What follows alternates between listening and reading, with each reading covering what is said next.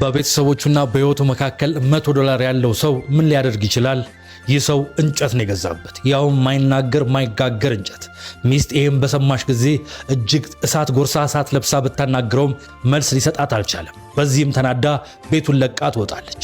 እሱ ግን እጁ ላይ ያለውን ጥበብ አምኖ ነበርና በራሱ መተማመኑ ከፍ ብሎ የሥራ ማሽኖቹና ዕቃዎቹን ይዞ መጣ። በዚህም እንጨቶቹን መጠራረብና ቅርጽ ማስያዝ ጀመረ። ታዲያ ምን እንደሚሰራ ማንም አያውቅም ነበር። እሱ ህልሙን ብቻ መተግበሩን ያየው። ሚስት ወደ ቤት አልተመለሰችም። ታዲያ በዚህ ሰዓት ለአንድ ጓደኛው ይህንን ይነግረዋል።